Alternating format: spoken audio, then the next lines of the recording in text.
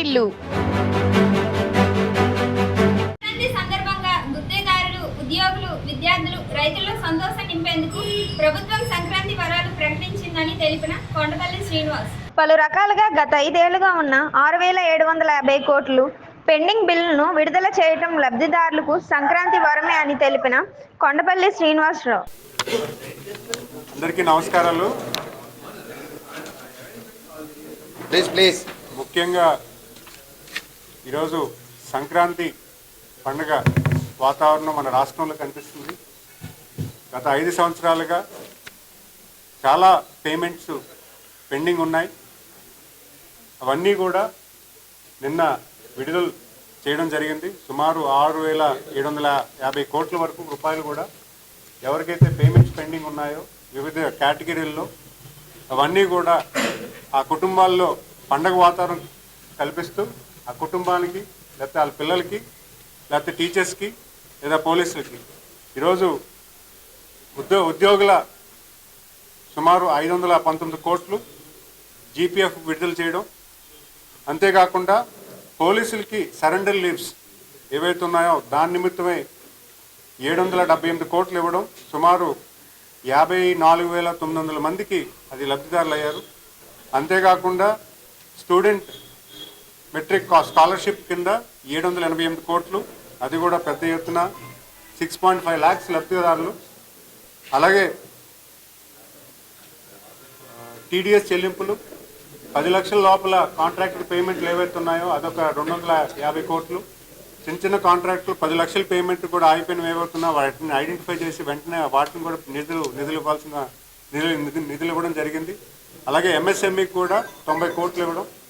ఇవన్నీ కూడా మనం ఆలోచన చేస్తే సుమారు చాలామంది కుటుంబాల్లో ఎవరైతే అటు ఎంప్లాయీస్కి అలాగే వ్యాపారస్తులకి అలాగే కాంట్రాక్టర్స్కి వాళ్ళ ఇంట్లో వెలుగులు నింపినట్టు ప్రయత్నం ఈరోజు ప్రభుత్వం చేసిందని చెప్పుకోవడానికి మనందరం కూడా ప్రభుత్వం అభినందించాల్సిన అవసరం ఉంది. ఎందుకంటే ఈరోజు ఇంత పెద్ద ఎత్తున ఫండ్స్ గత 5 ఏళ్లుగా పెండింగ్ ఉన్న పేమెంట్స్, చాలామంది స్కూల్ రీఎంబర్స్మెంట్స్ కూడా పెండింగ్స్ ఉన్నాయి. ఇవన్నీ కూడా మనం వెంటనే సకాలంలో తీర్చడం, ఒక పండుగ వాతావరణం వాళ్ళ ఇంట్లో కల్పించారంటే మనందరం కూడా గౌరవ ముఖ్యమంత్రి వారిని, అలాగే యువ నాయకులు లోకేష్ గారిని, అలాగే ఉప ముఖ్యమంత్రి శ్రీ పవన్ కళ్యాణ్ గారిని కూడా మనం అందరం కూడా అభినందించాల్సిన అవసరం.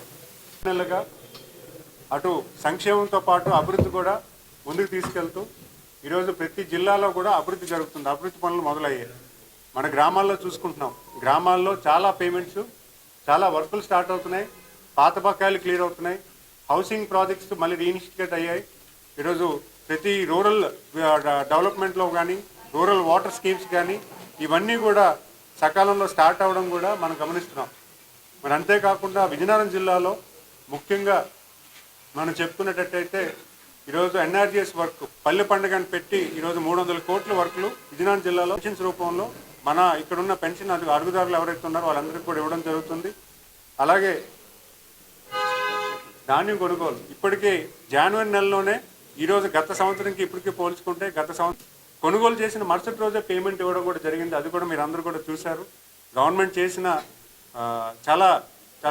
చాలామంది రైతులు ఈరోజు దానికి హర్షిస్తున్నారు. ఎందుకంటే ఈరోజు అభినందిస్తున్నారు. ఎందుకంటే ఇంత పెద్ద ఎత్తున పేమెంట్స్ ఇవ్వడం, అది కూడా వెంటనే రైతు పండించిన పంటకు వెంటనే కొనుగోలు చేసి పేమెంట్ ఇవ్వడం ఖచ్చితంగా గవర్నమెంట్కి కూడా ఒక మంచి మైల్ స్టోన్ కూడా నేను చెప్పుకోవాలి. ఎందుకంటే ఈరోజు ఎంత పెద్ద ఎత్తున పేమెంట్స్ గత ప్రభుత్వంలో వదిలేసిన పేమెంట్స్ కూడా ప్రభుత్వం వచ్చిన 2 నెలల్లో క్లియర్ చేస్తాం. ధాన్యం కొనుగోలు పేమెంట్స్ మళ్ళీ ఇప్పుడు కూడా ఎప్పటికప్పుడు పేమెంట్స్ కూడా చేయడం జరుగుతుంది. అది కూడా మనం ఇక్కడ చెప్పాల్సిన అవసరం ఉంది.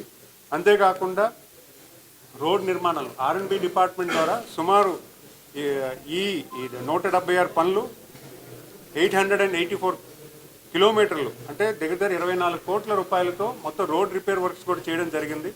అలాగే రోడ్ నిర్మాణంలో కూడా రూరల్లో కూడా ఎన్ఆర్జీఎస్లో కూడా చాలా రోడ్స్ మేము చేయడం జరుగుతుంది. అలాగే సుమారు ఈ జిల్లాలో గత 5 ఏళ్ళుగా మనం కోర్టు నిర్మాణం అనుకున్నాము. కోర్టుకి ఇప్పటి వరకు కూడా వాళ్ళు ఫండ్స్ పునాది వేశారు, కానీ కోర్టు నిర్మాణానికి ఫండ్స్ తేలేకపోయారు. ఈరోజు 100 కోట్లు ఫండ్స్ తేవడం, కోర్టు పనులు కూడా స్టార్ట్ అయ్యాయి. అంటే డిస్ట్రిక్ట్ కోర్ట్ ఏదైతే కాంప్లెక్స్ ఉందో దాని నిర్మాణానికి కూడా 100 కోట్లు తీసుకురావడం జరిగింది. అంతేకాకుండా గిరిజన యూనివర్సిటీ గిరిజన యూనివర్సిటీ ఒక కేంద్ర మంత్రి వచ్చి ఇక్కడ ఒక స్టోన్ నామకరణం చేసి వెళ్ళిపోయారు తప్పించి నెక్స్ట్ లెవెల్ ఆఫ్ వర్క్ అనేది దాన్ని ఇనిషియేట్ చేయలేదు.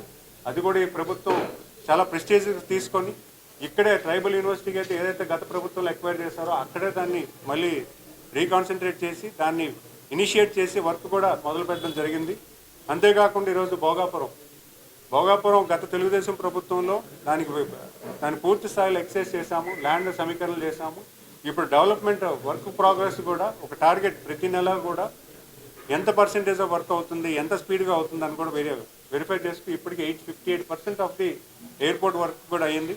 సో ఇవన్నీ కూడా మేము ఎందుకు చెప్పుకున్నాం అంటే గత 7 నెలల పరిపాలనలో ఈ రాష్ట్ర ప్రభుత్వం ఏం చేసింది, ఈ జిల్లాకి ఎంతవరకు ఈ ప్రభుత్వం అభివృద్ధి పనుల్లో కానీ సంక్షేమంలో కానీ ఎంతవరకు చేసిందని చెప్పుకోవాల్సిన అవసరం ఉంది. ఎందుకంటే ఈరోజు పండుగలో ప్రతి ఒక్కరూ కూడా ఒక సంతోషం వ్యక్తం చేస్తున్నారు.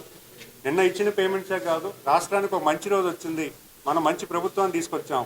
ఎందుకంటే ఈరోజు గత ప్రభుత్వంలో అభివృద్ధి పూర్తిగా కనుమరుగైపోయింది. యువకులకి ప్రత్యేకించి యువకులకైతే ఇక్కడ ఉద్యోగ అవకాశాలు కానీ లేకపోతే ఆర్థిక అభివృద్ధి కానీ ఏ రకంగా వాళ్ళు డెవలప్ అవ్వాలని అంటే ఒక సంక్షోభంలో ఉండేది.